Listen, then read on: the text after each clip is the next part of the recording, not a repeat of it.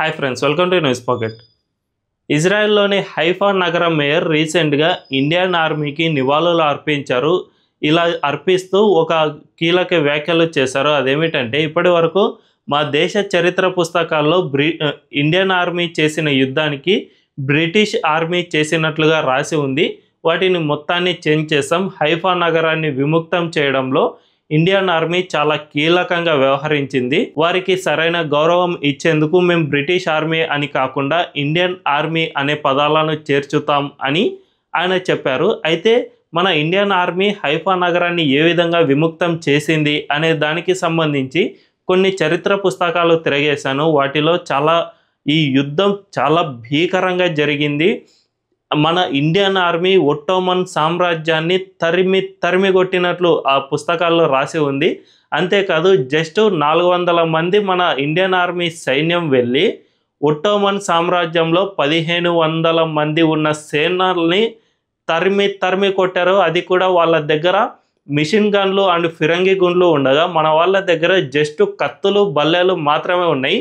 చరిత్రలోనే జరిగిన చివరి అతిపెద్ద అశ్విక దళ యుద్ధంగా దీన్ని పరిగణిస్తూ ఉన్నారు. సో ఇంత గొప్ప యుద్ధం గురించి కొన్ని వివరాలను మనం ఇప్పుడు ఈ వీడియోలో మాట్లాడుకుందాం. అంతకంటే ముందు ఈ ఛానల్ను రీసెంట్గానే స్టార్ట్ చేసాం. మాకు మీ సపోర్ట్ ఖచ్చితంగా కావాలి. ఈ ఛానల్ను వెంటనే సబ్స్క్రైబ్ చేసుకోండి అండ్ బెల్ ఐకాన్ క్లిక్ చేయడం అస్సలు మర్చిపోద్దు. ఇక వివరాల్లోకి వెళ్తే, ఒట్టోమన్ సామ్రాజ్య పాలకులు 1500 నుంచి 1918 వరకు హైఫా నగరాన్ని పరిపాలించారు. వాళ్ళు అక్కడ జర్మనీ, టర్కీ సేనల సహాయంతో ఈ హైఫా నగరాన్ని స్వాధీనం చేసుకున్నారు. అప్పట్లో ఇజ్రాయెల్ అనే దేశం ఉండేది కాదు. దీన్ని మొత్తాన్ని పాలస్తీనా అని పిలిచేవారు. యూదుల గురించి మనందరికీ తెలుసు కదా. ప్రపంచంలో అన్ని దేశాల్లో వాళ్ళు తలదాచుకోవడానికి ప్రయత్నం చేసినా కూడా హిట్లర్ లాంటి క్రూరులు అండ్ క్రిస్టియన్, ముస్లిం వీళ్ళు ఎవ్వరు కూడా ఈ యూదులను యాక్సెప్ట్ చేయలేదు. ఓన్లీ ఇండియాలో ఉన్న కొంతమంది రాజా సంస్థానాలు మాత్రమే వీరిని యాక్సెప్ట్ చేశాయి. అయితే వీళ్ళు మళ్ళా అక్కడికి వెళ్ళి ఇజ్రాయెల్ అనే దేశాన్ని స్థాపించుకోవాలి. కానీ అందుకు అస్సలు స్కోప్ ఉండేది కాదు. ఎందుకంటే మొత్తం పాలస్తీనా లాగానే ఉండేది. ఈ ఒట్టోమన్ సామ్రాజ్యాన్ని ఓడిస్తే తప్ప ఇజ్రాయెల్ అనే దేశం ఏర్పాటు కాదు. అలాంటి టైంలో బ్రిటిష్ పాలకులు మన ఇండియన్ ఆర్మీలోని మైసూర్ అండ్ హైదరాబాద్ అండ్ జోధ్పూర్ ఈ 3 రెజిమెంట్లను తీసుకుని వెళ్ళి ఈ హైఫా నగరాన్ని విముక్తం చేసేందుకు బ్రిటిష్ గవర్నమెంట్, అంటే అప్పుడు ఈస్ట్ ఇండియా గవర్నమెంట్ మనల్ని పరిపాలించేది కదా, ఈ బ్రిటిష్ గవర్నమెంట్ ఈ హైఫాకు ఈ ఆర్మీని తీసుకెళ్ళింది. జస్ట్ 400 మంది మన ఇండియన్ సేనలు ఉన్నారు. అవతల చూసుకుంటే 1500 మంది ఒట్టోమన్ సేనలు అండ్ జర్మనీ, టర్కీ ఈ 3కి సంబంధించిన సేనలు 1500 మంది ఉన్నారు. వాళ్ళ దగ్గర పెద్ద ఎత్తున మిషన్ గన్లు, తుపాకులు అండ్ ఫిరంగి గుండ్లు ఇలాంటివి పెద్ద ఎత్తున ఉన్నాయి. మన వాళ్ళ దగ్గర మాత్రం జస్ట్ అశ్విక దళం అంటే గుర్రాలు, దీంతో పాటు కత్తులు, బల్లెలు ఇవి మాత్రమే ఉన్నాయి. ఆ తుపాకీ గుళ్ళకు ఎదురొడ్డి కత్తులు, బల్లెలతో 400 మంది 1500 మందిని ఏ విధంగా పోరాడి ఉంటారో మనందరం ఒక్కసారి ఊహించుకోవచ్చు. అతిపెద్ద భీకర యుద్ధం ఇది. అయినా కూడా మన వాళ్ళు ఎంతమంది మరణించారో తెలుసా? జస్ట్ 8 మంది మాత్రమే ఈ యుద్ధంలో మరణించారు. మిగిలిన వాళ్ళంతా బతికి ఉన్నారు. ఇందులో మేజర్గా ఉన్న కెప్టెన్లు మాత్రమే ఈ యుద్ధంలో మరణించారు, అంతే తప్ప మిగిలిన వాళ్ళు ఎవ్వరు కూడా మరణించలేదు. అటు 1500 మంది ఒట్టోమన్ సేనలను తరిమి కొట్టేశారు. సో ఇది అంతటి భీకర యుద్ధం. ఈ యుద్ధం జరిగిన తర్వాత మాత్రమే హైఫా నగరం ఈ ఒట్టోమన్ సేనల నుంచి విముక్తమైంది. అప్పుడే ఇజ్రాయెల్ ఏర్పాటునకు ఇది పునాది రాయిగా మారింది. ఆ తర్వాత మెల్లిమెల్లిగా ఈ యుద్ధం 1918లో మొదటి ప్రపంచ యుద్ధం జరుగుతున్న సమయంలో ఈ యుద్ధం సైతం జరిగింది. అయితే ఆ 1918 తర్వాత నుంచి మన ఇండియన్ ఆర్మీ ఇజ్రాయెల్ ఏర్పాటు కోసం పోరాడుతూనే ఉంది. దాదాపు ఈ 1947-48 వరకు మన ఇండియన్ ఆర్మీ వారి కోసం పోరాడుతూనే ఉంది. ఆ పోరాటంలో ఏకంగా 900 మంది ఇండియన్ ఆర్మీ సేనలు మరణించారు. వారికి సంబంధించిన స్మారక కట్టడాలు కానీ, వారికి సంబంధించిన సమాధులు కానీ ఇప్పటికీ హైఫా నగరంలో అలాగే ఉన్నాయి.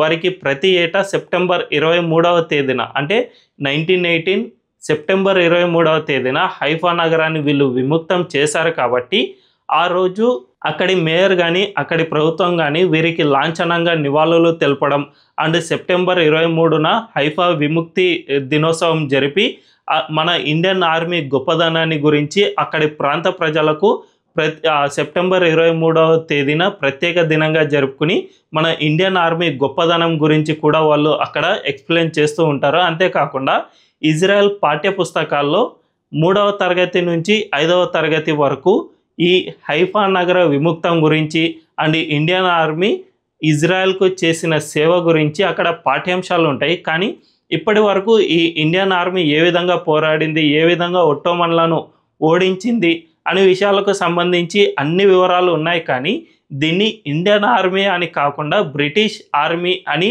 ఇప్పటి వరకు రాసి ఉంది. దీన్నే తాజాగా హైఫా నగర మేయర్ కూడా ప్రస్తావించారు. ఇది ఇండియన్ ఆర్మీ చేసిన యుద్ధమే కానీ బ్రిటిష్ వాళ్ళు చేసిన యుద్ధం కాదు. సో దాన్ని మేము గుర్తిస్తున్నాం. ఇప్పటి నుంచి బ్రిటిష్ ఆర్మీ అనే పదాన్ని మొత్తం తొలగిస్తున్నామని ప్రకటన చేశారు. సో దీన్ని బట్టి చూసుకుంటే ఇప్పటి నుంచి ఇజ్రాయెల్ ప్రజలు మన ఇండియన్ ఆర్మీ గొప్పదనాన్ని గురించి తెలుసుకుని మన గురించి చదువుకొని ఉన్నారు. సో ఇది మన ఇండియన్ ఆర్మీ చరిత్ర. యూదులను ప్రపంచమంతా తరిమేసినా కూడా మన రాజులు కాపాడుతూ వచ్చారు. అండ్ ఇజ్రాయెల్ను విముక్తం చేయడంలో కూడా మన ఆర్మీనే కీలకంగా మారింది. ఇప్పుడు ఆ దేశం ఉనికిలో ఉందంటే కూడా మన ఆర్మీ చేసిన యుద్ధమే అందుకు ప్రధాన కారణం. కాబట్టి ఇప్పటికీ ఇజ్రాయెల్ ప్రజలకు ఇండియా అంటే ఎన్నలేని ప్రేమ ఉంది. గతంలో కాంగ్రెస్ పాలకులు అధికారంలో ఉన్నప్పుడు ఎక్కువగా అంటే ఇందిరాగాంధీ టైం నుంచే పాలస్తీనాను గుర్తించారు అండ్ పాలస్తీనాకు మనం మద్దతు తెలుపుతూ వచ్చాం. కానీ ఇజ్రాయెల్ మనం వారిని వ్యతిరేకించినా కూడా ఇజ్రాయెల్ మనల్ని ఎప్పుడూ వ్యతిరేకించలేదు. మనకు అవసరమైనప్పుడల్లా సహాయం చేస్తూనే ఉంది. అండ్ 2014 తర్వాత మోదీ ప్రభుత్వం అధికారంలోకి వచ్చిన తర్వాత రెండు దేశాల మధ్య సత్సంబంధాలు చాలా వరకు పెరిగాయి. ఇప్పుడు మనం ఇజ్రాయెల్కు ఫుల్ సపోర్ట్ ఇస్తూనే ఉన్నాం. అండ్ ఇజ్రాయెల్ కూడా మన ఇండియాకు ఫుల్ సపోర్ట్ ఎప్పుడు కావాలంటే అప్పుడు ఇచ్చేందుకు రెడీగా ఉంది. ఇందుకు మన దేశ చరిత్రనే ప్రధాన కారణం. అయినా కూడా కాంగ్రెస్ పార్టీ గొప్పదానాన్ని గుర్తించకుండా జస్ట్ పాలస్తీనా ఒక వర్గానికి అనుకూలంగా ఉండడం కోసం మాత్రమే ఈ పాలస్తీనాకు ఇప్పటికీ సపోర్ట్ చేస్తూనే వస్తూ ఉన్నారు. అక్కడి హమాస్ ఉగ్రవాదులకు ఇండైరెక్ట్ సపోర్ట్ ఇస్తూనే వస్తూ ఉన్నారు. అయినా కూడా ఇజ్రాయెల్ వాసులు మాత్రం మన ఇండియాకు సపోర్ట్ ఇస్తూనే వస్తూ ఉన్నారు. ఇప్పటికీ ఆ దేశ ప్రజల్లో చాలామంది మన జీవితంలో ఒక్కసారైనా కూడా ఇండియాకు వెళ్ళి రావాలి, వీలైతే అక్కడి మట్టిని తీసుకుని మన ఇంట్లో ఉంచుకోవాలి అని చాలామంది భావిస్తూ ఉంటారు. అంత గొప్పగా మన ఇండియాను చూస్తూ ఉంటారు. కాబట్టి మనం కూడా ఒక వర్గం కోసమని కాకుండా నిజాయితీగా ఇజ్రాయెల్కే సపోర్ట్ చేద్దాం. జై హింద్. ఈ వీడియో కనుక మీకు నచ్చినట్లయితే ఖచ్చితంగా మా ఛానల్ను సబ్స్క్రైబ్ చేసుకోండి అండ్ బెల్ ఐకాన్ క్లిక్ చేయడం అస్సలు మర్చిపోవద్దు. Thank you.